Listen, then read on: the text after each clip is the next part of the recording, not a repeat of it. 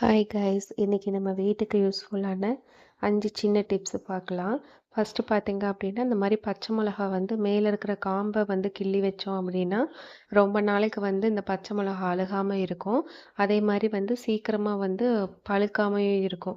இந்த பழுத்த பச்சை மிளகாவை பார்த்தீங்க அப்படின்னா நம்ம வந்து வெயிலில் காய வச்சோன்னா நமக்கு வந்து வரமிளகாவை கிடைக்கும். அதுக்கப்புறம் இல்லை நீங்கள் இதை வந்து மோர் மிளகாவை கூட போட்டு செஞ்சுக்கலாம்.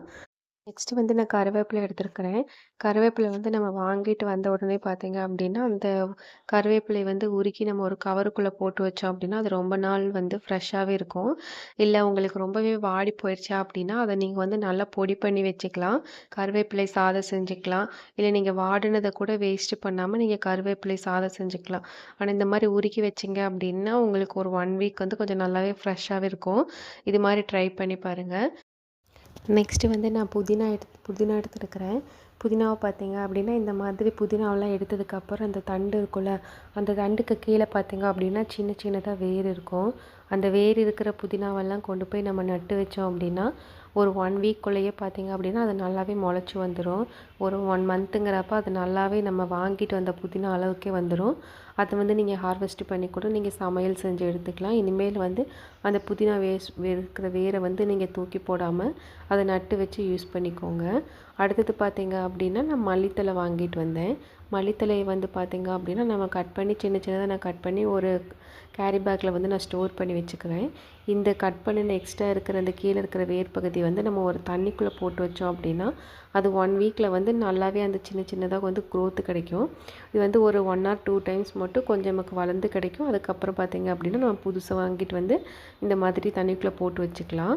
அதுக்கப்புறம் பார்த்திங்க அப்படின்னா அதுலேருந்து சின்ன சின்னதாக வந்து உங்களுக்கு முளைச்சி வரும். அப்படியே மேலே முளைச்சி வந்துகிட்டே இருக்கும். அதுக்கடுத்து பார்த்தீங்க அப்படின்னா நான் இஞ்சி பூண்டு எடுத்துருக்கிறேன்.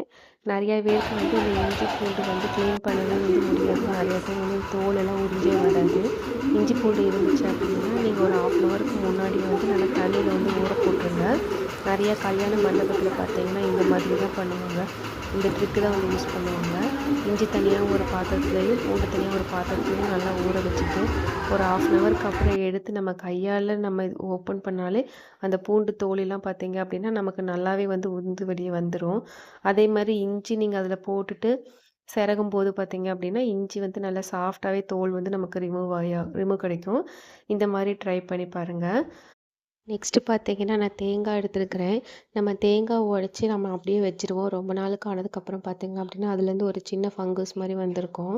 அது மாதிரி வந்துச்சுன்னா நம்ம குப்பையில் தான் தேங்காவை தூக்கி வீசிடுவோம். இனிமேல் அப்படி பண்ணாதீங்க. தேங்காவை உடச்ச உடனே பார்த்தீங்க அப்படின்னா அதை நல்லா வந்து நம்ம எடுத்தது ஒரு உப்பு கொஞ்சம் போட்டு கொஞ்சம் தண்ணி ஊற்றி வச்சோம் அப்படின்னா நமக்கு எவ்வளோ நாள் ஆனாலும் கெட்டு போகாமல் இருக்கும். அப்படியே நீங்கள் ஒரு 1 மந்த் அந்த மாதிரி வச்சுருந்தாலுமே பார்த்தீங்க அப்படின்னா லைட்டாக வந்து மேலே வந்து ஒரு வழுவழுப்பு தன்மையாட்டு இருக்கும். அதை வந்து நீங்கள் கரண்டியில் வச்சு கூட நீங்கள் ரிமூவ் பண்ணிவிட்டு அதுக்கப்புறம் நீங்கள் வந்து சமையலுக்கு நீங்கள் யூஸ் பண்ணிக்கலாம். உப்பில் போட்டு வைக்கிறதுனால வந்து பார்த்திங்கன்னா ரொம்பவே கெடாமல் இருக்கும்.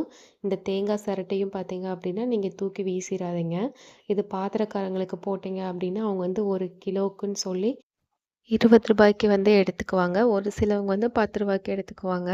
அடுத்தது பார்த்தீங்க அப்படின்னா நான் லெமன் எடுத்துருக்கிறேன். நிறைய பேர் பார்த்தீங்க அப்படின்னா இந்த லெமன் வந்து காஞ்சு போயிடும். அதை வந்து நம்ம அப்படியே டஸ்ட்பினில் போட்டுருவோம். இனிமேல் காஞ்ச லெமன் வந்து டஸ்ட்பினில் போடாமல் இதை கட் பண்ணி நம்ம பாத்திரம் விளக்குற சோப்பில் போட்டோம் அப்படின்னா நமக்கு பாத்திரம் வந்து நல்லா பளிச்சுன்னு கிடைக்கும். நீங்கள் இது எல்லாமே ட்ரை பண்ணி பாருங்கள். நம்ம வீடியோவுக்கு சப்போர்ட் பண்ணுங்கள். தேங்க்யூ.